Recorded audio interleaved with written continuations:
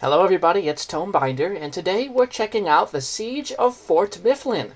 President Obama apparently back to map making for Ancient Warfare 3. This map explores an episode of American history where a small island fort in the Delaware River across from Philadelphia has been the subject of a battle because Continental forces are occupying the fort to prevent British ships from reaching the great capital city of Philly. So I played a map by this map creator a while back. I don't remember what it was, but it was quite laggy for me. It had too many objects, so I believe he's taken some lessons from that experience, which is why I make these videos, and adapted this map to be perhaps better for my computer. So, without further ado, folks, we're going to jump right into the Battle of Fort Mifflin. There are still a lot of objects, but they're only on the edges. Now, the previous map he made was very dense throughout, so I'm hoping this is a little bit more manageable. We shall see. The Siege of Fort Mifflin, a Revolutionary War siege. Alright. How's the audio? I think the audio's good, folks. I think we're golden. We are at Fort Mifflin. We must hold off the British in order to keep them out of Philadelphia. Oh, there they are. Oh, this is cool. For one thing, this is way, way better for my computer than the previous map I played by this creator. Flintlock musket is probably going to be more accurate. Oh, this is great. We've got cannons firing off everywhere. Every which way. Oh, there's cannonballs coming in from the ships, too. Oh my gosh, this is so cool. Okay, I love the depth to this battle. We gotta get their flag bearer. That's very important. Strike at their morale. Let's see. Any way I can snipe the cannoneers on the ship? I don't think so. Don't know if we have the range for that. Dang, okay. Oh no! We cannot let the British reach our lines! We are getting bombarded like crazy by the British ships, the redcoats. So all we have to do is hold the fort. You can see there's only one flag. This might be a King of the Hill map, which is not often made in Ancient Warfare 3. You know, the British are getting through, and it's thanks to their withering artillery fire they're able to get through. By the way, this is already so much more satisfying than the previous experience I had by this map maker, because for one thing, it's running buttery smooth, but it still looks really good. So again, it's not overusing detail objects. Okay, we have to respawn quickly. No messing around here. Oh no, they're coming in on the north side of the island. You know, island defense, this is not often done in Ancient Warfare 3.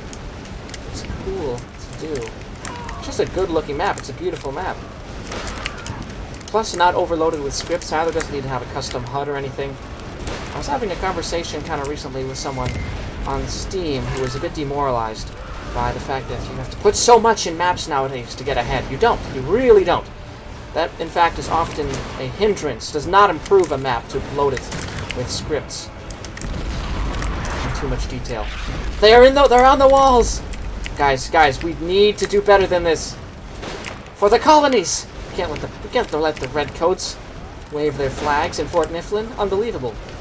Not actually sure if Fort Mifflin was a real place or not. I'll have to look it up after this video recording. The British are in the walls, everybody. Oh, we've got more guys over at this house. I think we might have to just surrender the walls. If I go back up there, the cannonballs are gonna get us. Oh no. That's a death wall right there. Yeah, that's a clump. A big clump of Brits. There's too many of them. We have to thin that clump, or we're in big trouble.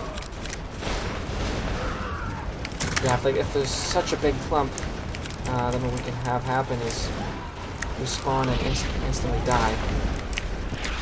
Make sure we're chipping away at it. I don't know if a counter-offensive is possible at this point. I think we're just going to have to batten down the hatches, if you'll pardon the naval term for a clearly non-naval engagement, and keep them out for another however long 200 points is. The enemy must be held back for another 240 points. Oh no! Our casualties have now started to exceed the British casualties. That is a bad sign. That's a sign that we're starting to be routed, I think. Look at that. Not too many Continentals left in Fort Mifflin. is a difficult map. It might be too difficult. That would probably be my next piece of feedback for this creator. He's clearly taken into account the, what is it? What's the word? Performance feedback I gave last time. And another piece of feedback I tend to give, and I think people need to take to heart, is maps do not need to be any more difficult to be fun. In fact, the more beatable maps tend to be more fun because you can get the whole arc of the map without dying a lot. However, it's a little bit different with a situation like this because you can die and it just auto-reloads. I think we're going to do it. I think we're going to keep them out, albeit with extraordinary casualties. You know what? What do we do with the blunderbuss? Embarrassing. Why did I use the blunderbuss? None of the pellets from it even reached the enemy. Ridiculous. Utterly ridiculous. Okay. Musket, here we go. No! They're doing a charge. Stay back. You stay back! Good unit design as well, I will say. I don't know if these are custom models, but even if they're not, it doesn't matter. They're cool. That's all that matters. So it looks like when I'm respawning, I'm not immediately aggroing enemies, so I should just not... Basically, I should just sit tight and not move too much. Like, yeah, I'm gonna sit tight here. Oh, man! Can you believe I missed that? Hey, hey, hey, hey, hey, hey!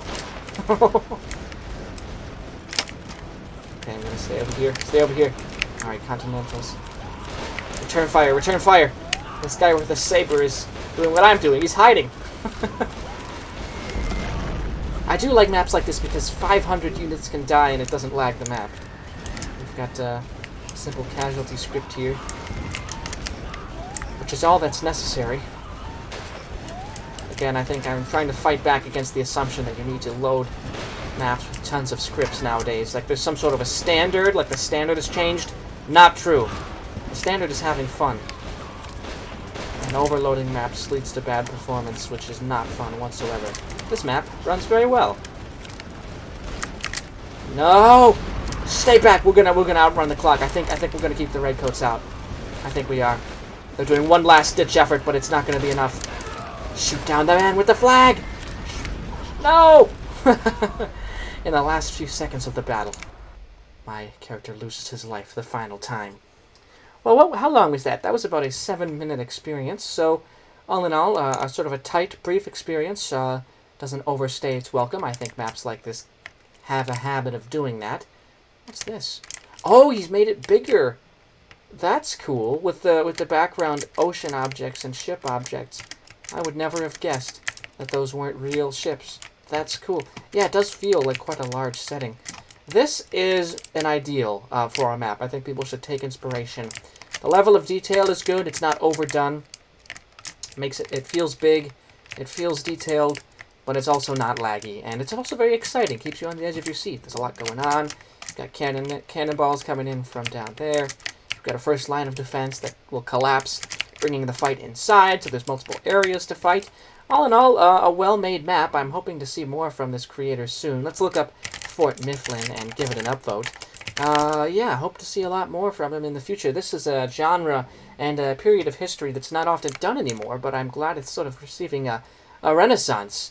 The Revolutionary War, the sort of musket era, should get more cool coverage. I believe who was the one that did that recently? Smolander had Korea's Fall and other similar maps that inhabit a similar niche. So cool to see more maps like this in Ancient Warfare 3. They can clearly be very well done. Gets an upvote from Tomebinder, everybody, and that's it for this video. So if you want to support my channel, please give the video an upvote, or a like, as I suppose it's called, and subscribe as well. If you want me to play one of your maps, let me know in the comments. I do love to read and reply to your messages. With that, folks, I'll see you in the next video. Tomebinder out.